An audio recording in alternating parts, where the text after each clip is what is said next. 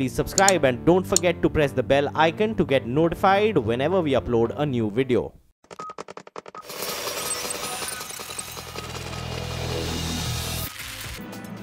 नमस्कार, आप देख रहे हैं मार्केट काउंटडाउन। मैं हूं प्रदीप पंड्या। नमस्कार, और मैं हूं हेमंत घई, और हमारे साथ जुड़े हमारे दो खास मेहमान PowerMyWealth.com के फाउंडर और CEO संदीप वागले साहब हमारे साथ स्टूडियो में शामिल हो चुके हैं। आपका स्वागत है। और अल्टामाउंट कैपिटल के प्रकाश दीवान कुछ ही देर में स्टूडियो में हमारे साथ जुड़ने वाले हैं। लेकिन देखिए, ग्लोबल बाजारों की तस्वीर किस तरह से निकल कर आ रही है। अमेरिका के बाजार देखिए करीब करीब 100 पॉइंट ऊपर डाउ ने जाकर समाप्ति दी है। नैस्डैक S&P में भी तेजी देखने को मिली है। तेजी क्यों देखने को मिली है, तो सबसे पहले आपको सुना देते हैं डोनाल्ड ट्रंप साहब ने क्या कहा, उसके बाद इस खबर का पूरी तरह से विश्लेषण करते हैं।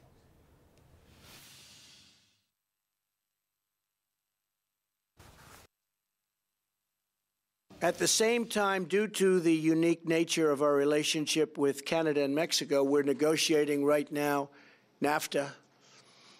And we're going to hold off the tariff on those two countries to see whether or not we're able to make the deal on NAFTA. National security, very important aspect of that deal. And if we're making the deal on NAFTA, this will figure into the deal and we won't have the tariffs on Canada or Mexico. तो Mexico और Canada को राहत मिलेगी, ये खबर हम आपको कल भी बता रहे थे कि देखना होगा कि इनके ऊपर किस तरह की असर देखने को मिल सकता है। लेकिन देखिए, इंपोर्ट ड्यूटी लगाने के पूरे मूड में है। 25% स्टील पर, 10% एल्यूमिनियम पर, लेकिन कुछ देशों में कम लगेगी, कुछ देशों के ऊपर ज़्यादा लगेगी, और इसका फैसला अगले 15 दिन में हो जाएगा। लेकिन वहाँ के बाजार इसलिए खुश हैं क्योंकि कनाडा और मेक्सिको, ये जो दो देश हैं जहाँ से सबसे ज़्यादा ऑटोमोबाइल कंपनियाँ, एयरलाइन कंपनियाँ स्टील को खरीद रही हैं, उनको कम से कम छूट मिल सकती है। और इनको ये चाहिए कि ये नाफ्टा में जल्दी से जाकर हस्ताक्षर करें और डील करें अपनी। बिल्कुल हेमंत, आपने जिन कंपनियों का नाम लिया है उन्हीं पर नज़र रखनी चाहिए, क्योंकि अमेरिका के ट्रेडर और इन्वेस्टर इसको ज़्यादा अच्छी तरह से समझते हैं। और कल आप देखिए, इन कंपनियों के शेयर चढ़े हैं, यानी जहां पे डर था वहां पे अब वो डर दूर हुआ है, क्योंकि बड़ी सप्लाई तो मैक्सिको और कनाडा से ही आती है। तो अब यूरोप को थोड़ी तकलीफ होगी, उनके लिए भी दरवाज़ा खुला है। ट्रंप जो कह रहे हैं कि हम नेगोशिएशन करेंगे आगे, अगर वो हमको कुछ जगह देते हैं तो हम भी उनको छूट देंगे। बचा चाइना। अब चाइना ये थोड़ा सख्त बयान जरूर दे रहा है, लेकिन स्टील और एल्यूमिनियम की सप्लाई अमेरिका को चीन कुछ खास करता नहीं है। मुश्किल से 2% सप्लाई वहां से आती है, तो ग्लोबल मार्केट पे कोई प्रेशर नहीं पड़ेगा। डर ये था कि अगर कनाडा और मेक्सिको अमेरिका में स्टील नहीं बेच पाएंगे तो वो दूसरे देशों में बेचने शुरू करेंगे और उस वजह से ग्लोबल मेटल प्राइस गिरेंगे। तो मेटल के लिए तो ये बड़ी अच्छी रिलीफ की बात है, लेकिन शायद उससे भी अच्छी खबर ग्लोबल मार्केट्स के लिए आज ये होगी कि नॉर्थ कोरिया के साथ बातचीत हो रही है, तो ग्लोबल मूड उसकी वजह से भी सुधरा है। अगर कहीं कोई चिंता दिख रही है ग्लोबल मार्केट से, तो वो सिर्फ एक ही मुद्दा दिखाई देता है कि डॉलर थोड़ा मजबूत हुआ है। तो रुपया जो हम देख रहे थे 2 दिन से बाजार की मदद करता था, हो सकता है कि उस पर आपको थोड़ा सा दबाव आज देखने को मिले। तो आप ये सोचिए प्रदीप, कि चाइना, आप कह रहे हैं 2% ही दरअसल कंट्रीब्यूट करता है, लेकिन चाइना की तरफ से सबसे पहले बयान आता हुआ, और उसकी वजह है दरअसल, और वजह यह है कि विल्बर रॉस कहते हैं कि चाइना सीधे तो 2% करता है, लेकिन दूसरे देशों से वो वहाँ पर डंप कर रहा है, और ये बात उनको समझ में आ रही। तो आज देखिए, ट्रंप साहब के इस काम करने के बाद अगर सबसे ज़्यादा तकलीफ किसी को हुई है और सबसे पहले अगर किसी ने बयान दिया है तो चाइना ने दिया है। तो चाइना सीधे 2% कर रहा था, लेकिन दूसरे देशों द्वारा वहां पर डंप हो रहा था, और विल्बर रॉस ने कल ये खुद कहा है कि ऐसा होता हुआ नजर आ रहा है। तो चाइना के बाद अब और कौन से देशों के बयान आते हैं? यूरोपियन यूनियन के बयान आएंगे, ब्राजील, साउथ कोरिया के बयान आने वाले हैं, जापान का बयान आएगा। तो इन बयानों के ऊपर साफ तौर पर सबकी निगाहें टिकी रहने वाली। और चाइना के बयान आने के बाद देखिए, एशियाई बाजार थोड़े से ऊपरी स्तरों से हल्के होते हुए नजर आ रहे हैं, लेकिन SGX निफ्टी तो देखिए मजबूत है। और आज फिर प्रदीप, कल की तेजी क्या कंटिन्यू रह सकती है, ये बड़ा सवाल है। 6 दिनों की गिरावट के बाद जो कल के दिन शॉर्ट कवरिंग मूव्स देखने को मिले, शॉर्ट कवरिंग इसलिए क्योंकि एडवांस डिक्लाइन रेशियो तो देखिए नीचे ही था, और बैंक निफ्टी की वीकली एक्सपायरी के चलते कल के दिन में बहुत ही शानदार जो शॉर्ट पोजीशंस बनी हुई थी वो पूरी की पूरी कवर हो गई। बिल्कुल, बैंकिंग स्टॉक्स में अभी भी बहुत ये क्लैरिटी शायद आज के दिन नहीं है कि रिवर्सल कहाँ आ रहा है, लेकिन एटलीस्ट दिग्गज बैंक जैसे कि SBI में रिवर्सल आ रहा है। कुछ एक मिड कैप बैंक्स में भी क्लियरली हमने निचले स्तरों से अच्छे वॉल्यूम से बाइंग देखी है, या शॉर्ट बहुत तेज़ी से कटते हुए देखे हैं, नीचे पुट्स राइटिंग होते हुए देखी है। लेकिन ओवरऑल अगर आप मार्केट की जो बात करें तो FIIs का देखिए कैश में भी बड़ा कोई सेलिंग का फिगर नहीं है कल, तो वो भी एक आपको रिलीफ देगा। और FNO में तो लगातार 2 दिनों से हम आपको ये बता रहे थे कि बाइंग हो रही है, और इनफैक्ट हमने आपको पहले ये चेताया था कि मार्केट शायद कहीं अब बॉटम के करीब है और यहाँ पर आप मंदी करके ट्रैप हो सकते हैं। तो देखिए, कल जो तेज़ी आई आज फिर आपको गैप अप मिलेगा। तो अगर आपने वक्त रहते पोजीशन नहीं काटी है तो अब मार्केट आपको आसानी से वो मौका दे नहीं रहा है। और अगर आप देखिए निचले स्तरों पे किस तरह की पोजीशंस बनती हुई नजर आई है, तो साफ तौर पे हमने पुट राइटर्स की तरफ से कल एग्रेसिव पोजीशन बनती हुई देखी है, वही पूरी तरह एक्टिव हुए हैं। कॉल राइटर्स गायब हैं और पुट में आप देखिए 10,200 और उसके नीचे के लेवल्स पर काफ़ी हद तक पोजीशन जुड़ती हुई दिखाई दे रही है। तो नीचे एक स्ट्रॉन्ग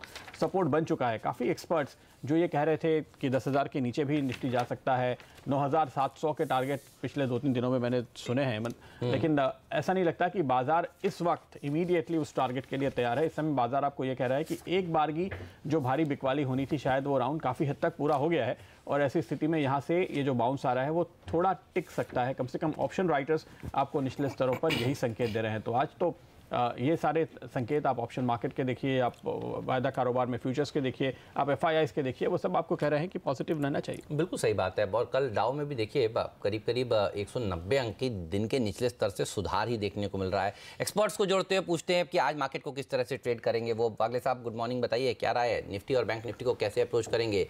थोड़ी और रिलीफ रैली कंटिन्यू रह सकती है क्या? Good morning Hemant, good morning Pradeep. थोड़ी और रिलीफ रैली कंटिन्यू हो सकती है, आपकी बात बिल्कुल सही है, लेकिन ये कहना कि ये बॉटम होके हम वन वे ऊपर चलेंगे ये थोड़ा सा जल्दी होगा, प्री मैच्योर होगा। नीचे वाले जो टारगेट्स दिए हैं वो आएंगे, मुझे पक्का विश्वास है।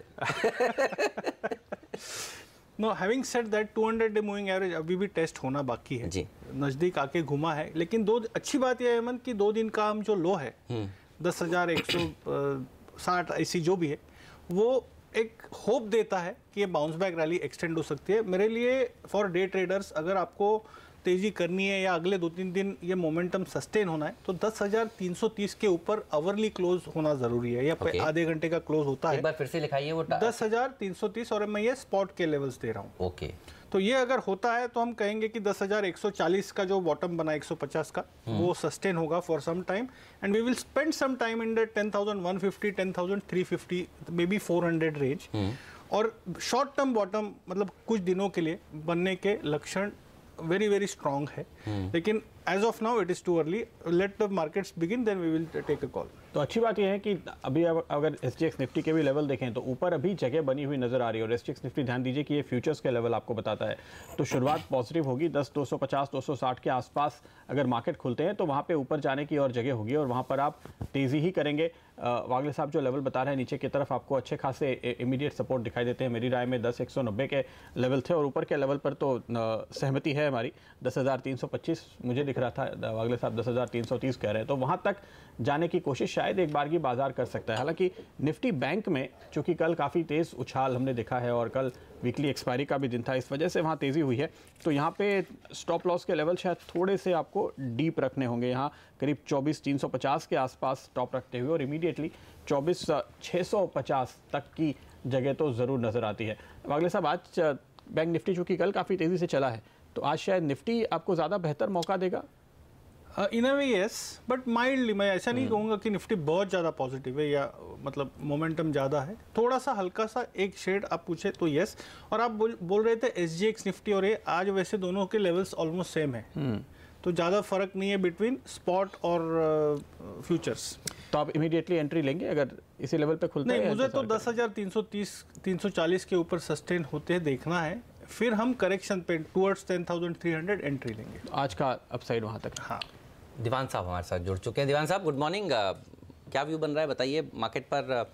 पिछले कुछ दिनों से मैं देख रहा था कुछ भी शॉर्ट करो पैसा बन रहा था और जब आप शॉर्ट में जब किसी भी एक तरफ पैसा बनने लगे तो बाजार फिर थोड़ा सा रिवर्स करता है। तो आपका व्यू क्या है सर, ये बताइए। आई थिंक कल से ही आसार साफ जाहिर थे कि मार्केट थोड़ा ओवरसोल्ड जोन में है जी। हैविंग सेड दैट एक ग्लोबल रिस्क जो है वो सबसे बड़ा है, सही है। और जो जिस प्रकार से यूएस में टैरिफ वॉर छेड़ी गई है और इसका रिटेलिएशन होगा और सोच समझ के होगा तो और भी गहरा होगा, चाहे वो चाइना से हो या यूरोपियन यूनियन से हो। तो हम ये सोचें कि हम इससे दूर रह के बैठे रहेंगे और इंसुलेटेड रहेंगे, ऐसा नहीं होगा। तो I think the market will react to this. और ग्लोबल सेटअप मेरे को बहुत ही नेगेटिव लग रहा है दिन भर दिन। इंटरेस्ट रेट्स ऊपर जाने की पूरी गुंजाइश हो गई है। जो नोट प्रिंटिंग वाले, जो करेंसी प्रिंटिंग के जो कामकाज चल रहा था, चाहे जापान में हो या यूरोपियन यूनियन, वो सब क्षमता उनकी भी एक एक सीमा तक पहुंच चुकी है, तो उसके बियॉन्ड कुछ नहीं करेंगे। तो हिंदुस्तान का मार्केट आपको बहुत बढ़िया मौके देगा ये ग्लोबल करेक्शन के सिंपैथी में नीचे लेने के लिए। फिलहाल निफ्टी मुझे तो लग रहा है एक बार शायद बाउंस बैक 10,500 तक का भी इस दौर में कर सके। उसका रीजन है कि ओवरसोल्ड है। कोई भी पॉजिटिव न्यूज आती है, चाहे बैंकों को लेके या सरकार की तरफ से कोई पॉलिसी रिलेटेड ट्रिगर्स आते हैं, और याद रखिए 23 तारीख को एक और इलेक्शन का चरण शुरू हो रहा है जी हाँ। और वहां पे अगर ठीक ठाक सब कुछ हुआ तो राज्यसभा पे असर आंकड़ों पे ज्यादा पड़ेगा। और उसका मतलब ये है कि जो बहुत सालों से जो अटके हुए थे, जो लैंड एक्विजिशन बिल और इस टाइप के जो कायदे कानून, उनको एक बहुत बढ़त अच्छी खासी मिल सकती है। और अगर वो मिलती है तो ओवरऑल जो सेंटिमेंट है वो बहुत पॉजिटिव, सरकार की ताकत बढ़ेगी। आप ऐसा बहुत बढ़िया। यस, तो ट्रेडिंग के मौके बाजार भरपूर देगा। मुझे याद है आज भी कोई गोदरेज एग्रोवेट जैसा स्टॉक है ना आपके पास, ढूंढ के लाए हैं ना सर? हाँ बिल्कुल। देखिए जो क्वालिटी चीज है आपको लेने का ये मौका है। हम जनवरी से अपन डिस्कस कर रहे हैं कि गिरेगा मार्केट, लेकिन आप खुश होइए कि आपको जो नहीं मिल रहा था नवंबर दिसंबर में वो अब मिलना देखने को मिल रहा है। एशियाई बाजारों में एसजीएस निफ्टी भी यही संकेत दे रहा है कि एक मजबूती भरी शुरुआत हो सकती है। लेकिन हमारे 5 टेक्निकल एक्सपर्ट्स की राय क्या निकल कर आ रही है, निफ्टी को किस तरह से ट्रेड करने की राय दे रहे हैं, आशीष चतुर्मोहता की राय सबसे पहले देखिए आपके सामने। और कह रहे हैं खरीदारी करिए, तेजी की तरफ रहिए। 10,350 तक अटेम्प्ट करेगा निफ्टी आज के सत्र में। 10,170 का स्टॉप लॉस रखना चाहिए। विकास सालुंके को भी यहाँ पर तेजी लगती है। स्टॉप लॉस 10,200 का, टारगेट 10,340 के। और हमारे तीसरे एक्सपर्ट नीरव वखारिया ये भी कह रहे हैं कि तेजी में ही रहने में फायदा है। 10,320 तक के लेवल्स देखने को मिल सकते हैं। 10,180 का एक स्टॉप लॉस रखिए, लॉन्ग पोजीशंस बनाइए।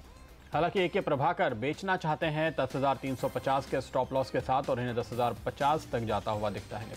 थोड़ी मंदी कर रहे थे कल, और आज थोड़ी सी इन्होंने मंदी काटी है। कल तो मुझे याद आ रहा है कि 9,000 के आसपास, 900 के आसपास की बात कर रहे थे, तो आज सेल करेंगे। लेकिन टारगेट देखिए इनके रिवाइज हो चुके हैं। सिमी भौमिक की राय देखिए, और ये 10,300 के ऊपर तो निकलेगा, 10,320 तक जा सकता है निफ्टी। तो आज देखिए तेजी करने वालों के पलड़ा भारी है। 5 में से 4 एक्सपर्ट प्रदीप कह रहे हैं कि तेजी करिए, और 10,300 ऊपर के टारगेट्स भी दे रहे हैं। लेकिन ये तो बात हुई निफ्टी की। खबरों वाले शेयर आज कौन से, आइए देखते हैं 5 का 5।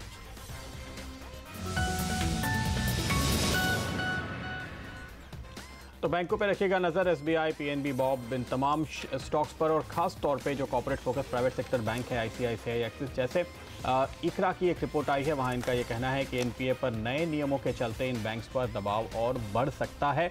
हालांकि बाजार ने इसको काफी हद तक डिस्काउंट किया हुआ है। और पिछले 3 दिनों से हम आपको बता रहे थे कि देखिए पावर सेक्टर में बड़ी दिक्कतें सामने आ रही हैं, और हर रोज देखिए अडानी पावर जैसे स्टॉक्स, आरईसी, पीएफसी तेजी से नीचे गिर रहे थे। और कल पार्लियामेंट्री पैनल ने, यानी संसदीय समिति ने एक रिपोर्ट पेश करी है, जिसमें उन्होंने कहा है कि करीब 34 स्ट्रेस्ड एसेट्स हैं, और ये पावर सेक्टर से हैं, और इसको तुरंत देखने की ज़रूरत है। अडानी पावर का नाम लिया है, जीएमआर इंफ्रा का नाम इसमें निकल कर आया है, जीवीके पावर जैसी कंपनियों का नाम भी इस रिपोर्ट में लिया गया है। तो पिछले कई दिनों से ये स्टॉक्स में गिरावट देखने को मिल रही थी, और जिन कंपनियों ने कर्ज दिए हैं, पीएफसी, आरईसी और तमाम दूसरे बैंक्स ने, उन्होंने भी देखिए लगातार चिंताएं जताई थी। और सरकार ने ये कहा है अब साफ तौर पर पीएफसी, आरईसी से कि अब नए लोन देने में थोड़ी आप सतर्कता बरतें। तो फिर आज देखते हैं यहाँ पर शॉर्ट पोजीशंस जो बनी हुई थी वो कवर होती हैं या फिर और गिरावट होती है। इस पूरे पॉकेट पर हमारी नजर रहने वाली है।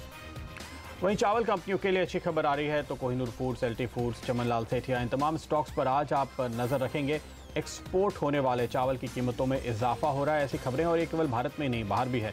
चावल की कीमतें करीब $3 प्रति टन से बढ़ती हुई दिखाई दी हैं, और लगातार दूसरे हफ्ते ये दाम बढ़े हैं, ऐसी जानकारी मिल रही है। कम सप्लाई और मांग ज़्यादा होने की वजह से, और साथ ही साथ रुपए से भी एक्सपोर्टर्स को इस समय मदद मिल रही है, क्योंकि रुपया थोड़ा कमज़ोर हुआ है। बिल्कुल। और देखिए अल्ट्राटेक सीमेंट ये रेस में था, बिनानी सीमेंट के एसेट्स को खरीदने के लिए, और दालमिया भारत ने एक बोली लगा के उनको पीछे छोड़ दिया था। अल्ट्राटेक सीमेंट ने एक और एग्रेसिव बोली लगा दी है, तो अब बिनानी सीमेंट के लिए ऊंची ऊंची बोलियां आ रही हैं। तो आज अल्ट्राटेक सीमेंट और डालमिया भारत दोनों स्टॉक्स पर रहेगी नजर, और अब देखते हैं कि डालमिया का क्या रिएक्शन होता है इस ऊंची बोली पर जो अल्ट्राटेक ने लगाई है। फिलहाल बिनानी इंडस्ट्रीज के लिए खबर ज्यादा पॉजिटिव नजर आ रही है, क्योंकि इनके एसेट को खरीदने के लिए अब 2 दिग्गज कंपनियां लड़ रही हैं। और इस वक्त एसजीएक्स निफ्टी आपको संकेत दे रहा है एक अच्छी शुरुआत का, करीब 45 से 50 पॉइंट ऊपर शुरुआत होने की पूरी उम्मीद। ऐसे में हमारे एक्सपर्ट्स आज आपको कहां दांव लगाने की राय दे रहे हैं।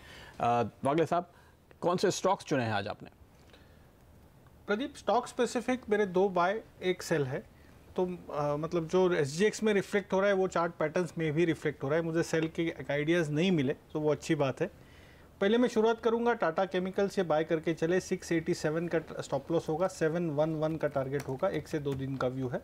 दूसरा बाय कॉल है ट्रेंट, 324 का स्टॉप लॉस होगा, 351 का टारगेट है। और सेल में आइडिया है जो कल अच्छे पॉजिटिव न्यूज़ के होते हुए मार्केट सेकेंड हाफ में चलते हुए नहीं चला, तो शायद ऊपर में इसमें बिकवाली आएगी।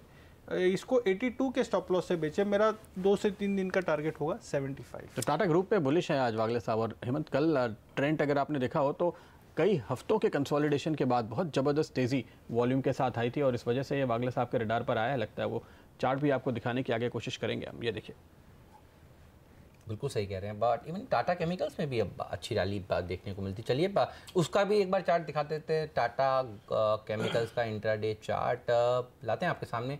2.5% की मजबूती यहाँ पर देखने को मिलती है। ये देखिए। हाँ सर, आप कुछ कह रहे हैं। इनफैक्ट कोइंसिडेंस की बात है कि इन दोनों में एक बहुत बड़ा फंडामेंटल कनेक्शन है। आपके दोनों फेवरेट स्टॉक रहते हैं? नहीं, वो नहीं।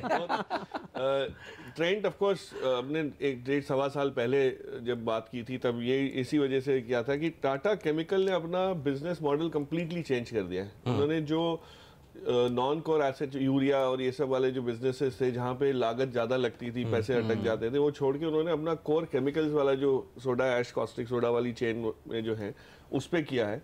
सॉल्ट जहाँ से इतना फेमस जो टाटा सॉल्ट बनता है। दूसरा, पिछले 2.5 साल में इन्होंने दालों का और ये सब चीज़ों का, पल्सेस और ये सब का इंपोर्ट, रीपैकेजिंग, सॉर्टिंग ये सब करके शुरू किया और ये अब कॉजाई FMCG कंपनी बन गया है। करते क्या, ये बल्क में लेके ये सब प्रोसेस करके बेचते हैं ट्रेंट को। ट्रेंट ये स्टार बाजार में बेचता है, तो इसी का माल जाता है इसमें। तो ये वैल्यू चेन के दोनों हिस्सेदार हैं। सही है आपकी बात है। और वो इतना बढ़िया बिजनेस इनका सेट हुआ है और इसमें अब सब लोग कोशिश कर रहे हैं आने की, क्योंकि it's become a global play. कि ये नहीं है कि आप घाना से चने ले रहे हैं, चाइना से राजमा आ रहा है, ये सब जो चीजें हो रही हैं ये आपको बताता है कि ये तो ग्लोबल ट्रेड हो गया। पहले डोमेस्टिक उस पे उत्पाद पे नहीं डिपेंडेंस रहती। तो दोनों, मतलब कोइंसिडेंस की बात है कि इन्होंने 2 चुने और दोनों ही। And Tata chemicals I think is brilliantly poised for a rerating. सही। और 780 वाला शेयर 100 रुपए नीचे करेक्ट भी हो चुका है और री-रेटिंग हुआ ही नहीं है इसका अभी तक, जैसे बाकी टाटा शेयर्स में हुआ है। तो आप ट्रेंड पे भी बुलिश हैं? Trend is of course, trend is a long term favourite अभी भी मुझे लगता है। ऑफ कोर्स हमने 188 पे, पर अभी भी आप बुलिश हैं इस लेवल पर? डेफिनेटली। तो अब ये टेक्नो फंडा कॉल हो गया है दोनों। क्योंकि फंडामेंटल की मोहर लग रही है प्रकाश दीवान की, संदीप वागले के, इन दोनों पिक्स पे टाटा ग्रुप के, टाटा केमिकल। और जब IPO आ रहा था, आने वाला था, उससे पहले आपने कहा था कि अगर एक शेयर कोई खरीदना है, डीमार्ट तो अच्छा है ही है लेकिन वो ट्रेंड हो सकता है। चलिए ब्रेक लेंगे और ब्रेक के बाद प्रकाश दीवान जी के देखिए पिक्स बाकी हैं। प्रकाश दीवान जी तो अभी तक